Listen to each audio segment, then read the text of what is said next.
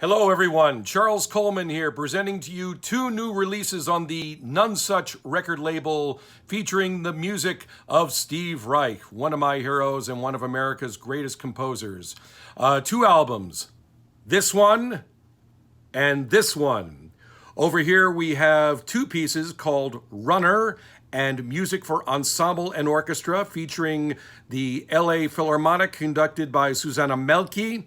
And over here we have the epic piece Reich, Richter featuring the Ensemble InterContemporain conducted by George Jackson. These three pieces are very similar to each other. In fact, Steve Reich likes to refer to it as a triptych because they're all similar in a few ways. First of all, they're all the same tempo. Quarter note equals 100, which is this tempo. But yeah, kind of a moderato tempo, if you will. Not too fast, but active and fast in general. So that's one similarity. All three pieces also use two pianists. Both pianists in all three pieces represent kind of the grooving foundation that hold all three pieces together. And the reason that there are two pianists is because they are playing all throughout, nonstop. And it would be much harder to have one pianist play that way throughout the considerable length of all three of these pieces. So Steve Reich has two pianists play where one can rest for about a minute or two and then come back and take over from where the other one went off, and so on. And another thing that combines the similarity of all three pieces is the form. All the three pieces start out with a fast 60-note rhythmic pattern, bada bada bada bada bada bada bada, like that, and then it evolves to an eighth note pattern, ba ba ba ba ba ba ba. But keep in mind the two pianos are the foundation that maintain these patterns, and in this eighth note pattern there are some various shifts here, ba ba ba ba ba ba ba ba ba, and then it goes to a quarter note pattern, bum bum bum bum. Notice that it's all gets rhythmically slower, but the tempo never changes. And then from the quarter note pattern, we go back to the eighth note pattern and then the 16th note faster pattern that the pieces started out with. So it's kind of a mirror image type form, if you'd like. And what can you say about Steve Reich, one of our greatest composers ever? I'm sure you know a lot of his pieces, a lot of his earlier works, music for 18 musicians, different trains, It's Gonna Rain, all sorts of epic, wonderful compositions. And of course, like every other great composer, as a composer develops in his style, while he or she may have a similarity in all the pieces they write, no matter when they've done it, things change. I think Steve Reich has evolved in his harmonic language. There's a lot more changing harmonies than there were in his earlier works. If you look at four organs, I think it just sits on one chord, kind of an E major 11 chord. I forgot what kind of chord, but it sits on that harmony, even though there are voice alterations in that it sits on that one harmony. Whereas now, Steve Reich, his harmonic language is a lot more graphic, more frequent changes, and it's equally as good. Steve Reich is still writing great music, equally as great as he had done before. Here he is in his mid-80s writing great stuff, and these two albums that have come out are a great representation of this wonderful music. Starting with the first of this triptych, called Runner, for a 20-piece ensemble in which we have two of the same instruments, two flutes, two oboes, two clarinets, two vibraphones, two pianos, two first violins, two second violins, two violas, and two cellos, all adding up to 20. And in Runner, one half of the orchestra is on one side and the other half is the other. So one flute, one oboe, one clarinet over there, and so on that side, and the other half of the same instrumentation on the other side.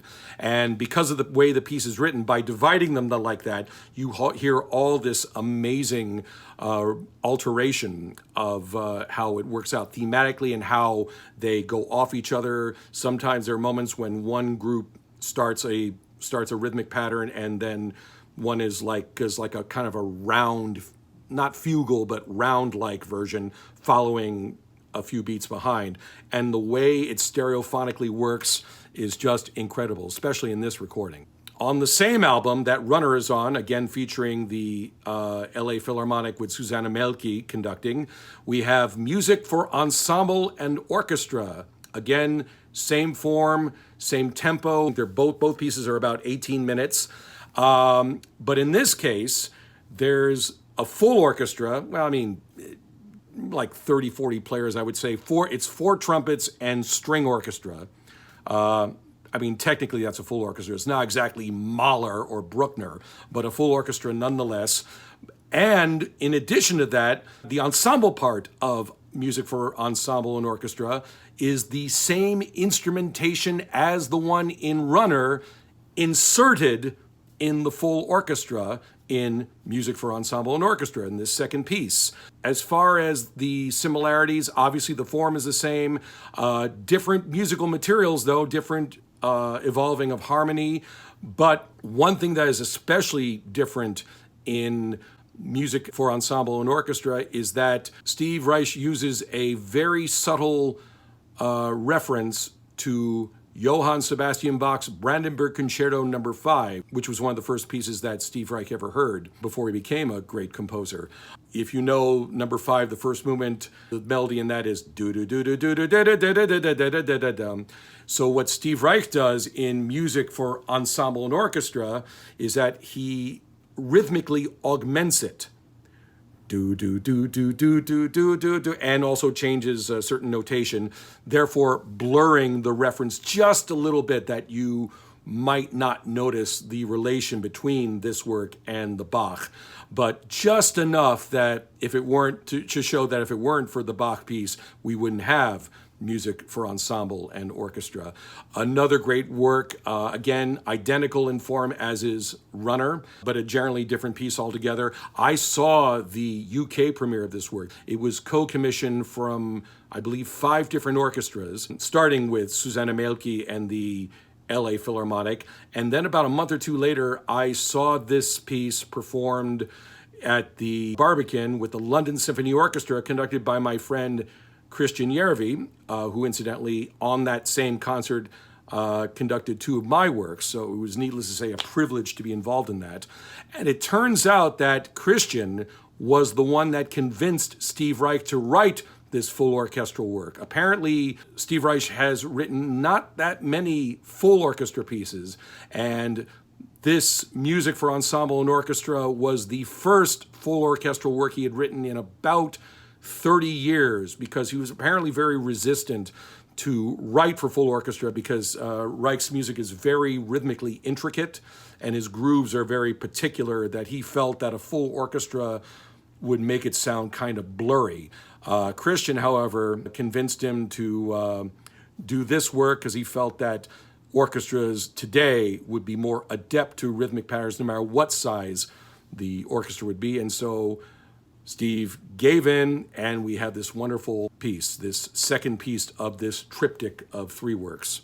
And then we get to Reich Richter, which is the largest of the 3 pieces mentioned on this album, featuring the Ensemble InterContemporain with George Jackson conducting. Now, there's a bit of a bigger story behind this work. What happened was that this visual artist painter named Gerhard Richter made a very interesting book called Patterns, in which the first page of the book features this one painting, and when you turn the page over, it's the same painting but divided into two images of that same painting mirroring each other. And then when you turn the page over, it becomes 4 divided images. And then with the next subsequent pages, it goes into 8 divisions, 16, 32, 64, eventually by the last page going to about 4,000 divided images of this painting, in which it looks like just a bunch of colored lines overlapping each other. So subsequently, Richter got together with the filmmaker Corina Beltz, and they decided to do kind of a abstract film version of this Patterns book, except starting in reverse with the lines, and then eventually getting less and less divided till we get to the image of the original painting that it started with, and then going back to the divided lines? Well, as you see, that is a visual representation of the musical form that Steve Reich has been doing in Runner and Music for Ensemble and Orchestra. And when Steve Reich got involved in this project with Gerhard Richter and Corinna Beltz, he realized that he can do the same thing musically, kind of a musical representation of the film, starting with a bunch of lines, aka 16 notes, and then going down to a much slower rhythm of core notes and half notes, and then going back to the line / 16 notes. And I saw the premiere of this, one of the premieres of this piece at the Shed Space over on the Lower West Side, a wonderful space. And I saw this piece performed with a live ensemble, the ensemble in Reich Richter, this third piece, similar to the size of Runner, except I think it has single strings, not two of each. And to hear the ensemble play this while seeing this powerful film was just incredible. It brought the best of abstractness, creativity to a bigger level than I personally have seen before. It's a wonderful marriage of music and visuals all put into one thing. Although this is just this, in this recording here, features only the music that Steve Reich wrote, I'm hoping one day that there will be maybe an MP4 or DVD, however we do it, of the film itself with the music included, because it was really good when I saw it initially. All three of these pieces, Runner, Music for Ensemble and Orchestra, and Reich Richter, just represent how Steve Reich is still writing great music still today in his mid-80s, and he is not slowing down. One of my heroes, again, LA Philharmonic with Sussan and Mälkki conducting, Runner and Music for Ensemble and Orchestra, and Reich Richter with the Ensemble InterContemporain with George Jackson conducting. Great music is still being written today, and these pieces are proof of that. All the best. Take care.